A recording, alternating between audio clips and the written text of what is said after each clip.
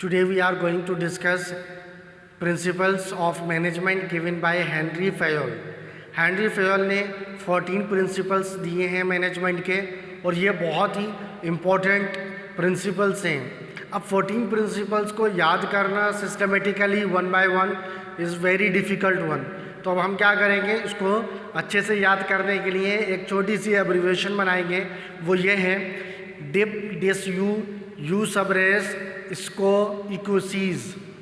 फिर से dip dish you सब रेस इसको इक्वसीज। ये 4 वर्ड हैं, इनके कोई मीनिंग नहीं है, लेकिन ये एक शॉर्ट फॉर्म की तरह से इस्तेमाल किए जा सकते हैं। फॉर एग्ज़ाम्पल हम देखेंगे DI का मतलब होता है division of work. So division of work Henry Fayol कहते हैं कि सबसे पहला काम आप ये कीजिए, जितने भी वर्क्स हैं जिनको परफॉर्म करना है उन सबको आइडेंटिफाई कीजिए और आइडेंटिफाई करने के बाद उनको डिवाइड कर दीजिए इनटू डिफरेंट डिपार्टमेंट्स ताकि वर्क आसानी से हो सके। तो इस तरह से डिवीज़न ऑफ वर्क ये पहला प्रिंसिपल है जो कि हेनरी फेयोल ने दिया है। फिर उसके बाद आता है P फॉर होता है parity between authority and responsibility. According to this principle authority and responsibility should go hand in hand. इसका मतलब ये दोनों चीज़ें एक साथ होनी चाहिए और बराबर होनी चाहिए। यानी इसका मतलब ये हुआ, अगर आप किसी को अथॉरिटी दे रहे हैं तो आप उसे रिस्पॉन्सिबल भी बनाइए, और अगर किसी को आप रिस्पॉन्सिबिलिटी दे रहे हैं तब आप उसको अथॉरिटी भी देनी पड़ेगी, अदरवाइज वर्क कंप्लीट नहीं होगा। क्लियर? तो अथॉरिटी एंड रिस्पॉन्सिबिलिटी के बीच में क्या होना चाहिए, पैरिटी होना चाहिए। नेक्स्ट वन है DIS का मतलब होता है डिसिप्लिन का मतलब होता है टू फॉलो द रूल्स। हर ऑर्गेनाइजेशन में रूल्स होते हैं। रूल्स मतलब डूज एंड डोंट्स का मतलब हुआ क्या करना है और क्या नहीं करना है। तो जो भी ये रूल्स है अगर इनको फॉलो किया जा रहा है प्रॉपर तरीके से तो क्या कहलाएगा, वो डिसिप्लिन कहलाएगा।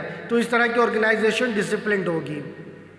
नेक्स्ट देखें यू आता है। यू का मतलब दोनों तरफ से यू आएगा, तो यू के नीचे एक के नीचे C लगा लें और एक के नीचे D।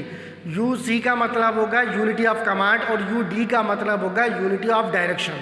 तो यूनिटी ऑफ कमांड का मतलब क्या हुआ, इसका मतलब हुआ कोई भी सबऑर्डिनेट है तो उसे पता होना चाहिए किससे फाइनल डिसीजन लेने हैं या किसकी कमांड को फॉलो करना है।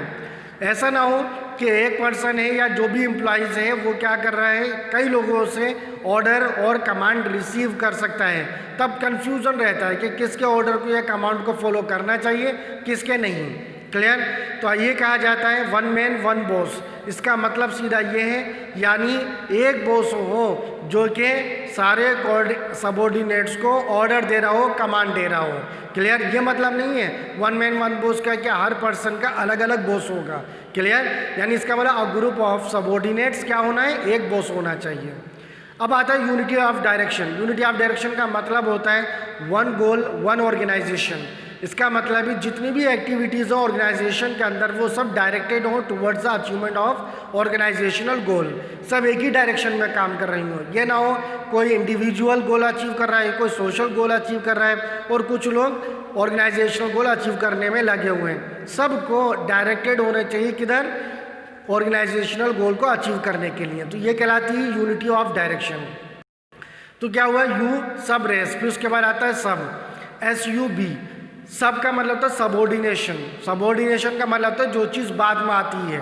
तो subordination of individual interest to group interest. मतलब क्या हुआ इसका मतलब हुआ जो हमारे पर्सनल या इंडिविजुअल इंटरेस्ट होते हैं, इंटरेस्ट मतलब यहाँ पर फ़ायदे, जो हमारे फ़ायदे हैं उनको हम बाद में रखें, पहले किसे लेकर आए, ऑर्गेनाइजेशनल इंटरेस्ट को, ऑर्गेनाइजेशनल के फ़ायदे, ऑर्गेनाइजेशन के जो फ़ायदे हैं या ऑर्गेनाइजेशनल गोल को पहले रखें। क्लियर? इसके बाद आता है RE का मतलब होता है रेम्यूनरेशन। तो according to Henri Fayol remuneration should be fair का मतलब क्या है, यानी जितना आप वर्क कर रहे हो उसके हिसाब से आपको पेमेंट भी मिलना चाहिए। यानी according to your ability, according to your quality और qualification and according to your work आपको पेमेंट भी मिलना चाहिए। तो ये फेयर रेम्यूनरेशन के अंदर आता है। फिर उसके बाद आता है C का मतलब होता है सेंट्रलाइजेशन। ऑर्गेनाइजेशन में 2 तरह की चीज़ें होती हैं, एक सेंट्रलाइजेशन और एक डिसेंट्रलाइजेशन। सेंट्रलाइजेशन का मतलब होता है पावर इन वन हैंड और पावर इन लिमिटेड हैंड्स, और डिसेंट्रलाइजेशन का मतलब होता है पावर इन मैनी हैंड या पावर इन फ्यू हैंड्स, यानी पावर को बांटना। पावर कौन सी? Decision taking power. क्लियर? इस चीज़ को बांटना। अगर कम करके रखेंगे, सेंट्रलाइज करेंगे तो वो सेंट्रलाइज हो गया, अगर उसको डिसेंट्रलाइज करेंगे, उसे डिस्ट्रीब्यूट करेंगे तो वो डिसेंट्रलाइजेशन होता है। क्लियर? तो अब अकॉर्डिंग टू हेनरी फेयल ये कहा जाता है कि लार्ज ऑर्गेनाइजेशन में क्या होना चाहिए? डिसेंट्रलाइजेशन। लार्ज ऑर्गेनाइजेशन में डिसेंट्रलाइजेशन, पावर डिस्ट्रीब्यूशन, और स्मॉल ऑर्गेनाइजेशन के अंदर सेंट्रलाइजेशन। क्लियर? तो ये क्या हुआ? रेस। फिर इसके बाद है इसको, यानी SC आता है। SC का मतलब होता है स्कॉलर चेन। ये क्या है? ये एक मेथड ऑफ कम्युनिकेशन है। According to Henri Fayol, in normal condition scalar chain होना चाहिए। इसका मतलब जो है communication should be followed from top to bottom, और जितनी भी सजेशन है वो नीचे से बॉटम टू टॉप जाना चाहिए, और जितनी भी इंस्ट्रक्शन कमांड है टॉप टू बॉटम आना चाहिए। क्लियर? हॉरिजॉन्टल कम्युनिकेशन नहीं हो बल्कि वर्टिकल कम्युनिकेशन होना चाहिए। लेकिन ये भी कहते हैं इसके साथ साथ हेनरी फेयल कि अगर इमरजेंसी है, अर्जेंसी है, तो आप क्या कर सकते हो? आप तब आप गैंग प्लैंक भी कर सकते हो। गैंग प्लैंक का मतलब होता है हॉरिजॉन्टल कम्युनिकेशन, यानी एक डिपार्टमेंट का पर्सन दूसरे डिपार्टमेंट के पर्सन से कॉन्टेक्ट करता है at the same level. Clear? But ये कहाँ पर होगा? जहाँ पर इमरजेंसी है। नेक्स्ट क्या है इसके बाद देखिए, ओ का मतलब होता है ऑर्डर, यानी प्रिंसिपल ऑफ ऑर्डर। ऑर्डर का मतलब कमांड नहीं है, यहाँ पर इंस्ट्रक्शन नहीं है। ऑर्डर का मतलब होता है arrangement, arrangement of tools, machine and man. ठीक है? इन तीनों चीज़ों को प्रॉपर तरीके से अरेंज करना है ताकि हमारी एफर्ट्स और टाइम दोनों सेव हो सकें। ये प्रिंसिपल ऑफ ऑर्डर कहलाता है। फिर उसके बाद है EQU का मतलब होता है इक्वलिटी, यानी देयर शुड बी इक्वलिटी, कोई डिस्क्रिमिनेशन नहीं होना चाहिए on the basis of caste, region, religion, किसी चीज़ पे नहीं, बल्कि परफॉर्मेंस के बेस पे अप्रिसिएशन ज़रूर होना चाहिए। क्लियर? इसका मतलब ये है कि आपके जो पर्सनल कांटेक्ट में जिनसे आपकी अच्छी बनती है आप उनको प्रमोट करो, उनका इंक्रीमेंट करो, सैलरी वगैरह में उनको बेनिफिट प्रोवाइड करवाओ। बाकी दूसरों के साथ डिस्क्रिमिनेशन करेंगे ज़रूरी नहीं है, ये बेहतर नहीं है ऑर्गेनाइजेशन के लिए। तो इसके हिसाब से क्या होना चाहिए? इक्वलिटी होना चाहिए।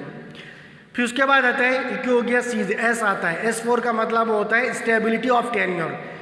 टेन्योर का मतलब अ पीरियड, यानी कोई भी एग्रीमेंट आप कर रहे हैं, चाहे जॉब एग्रीमेंट हो, एम्प्लॉयमेंट एग्रीमेंट हो, या फिर सेल्स का या परचेज का एग्रीमेंट हो, कोई भी एग्रीमेंट हो, उसका एक टेन्योर फिक्स होना चाहिए ताकि प्रॉपर तरीके से वर्क किया जा सके। फिर इसके बाद आता है आई का मतलब होता है यहाँ पर इनिशिएटिव।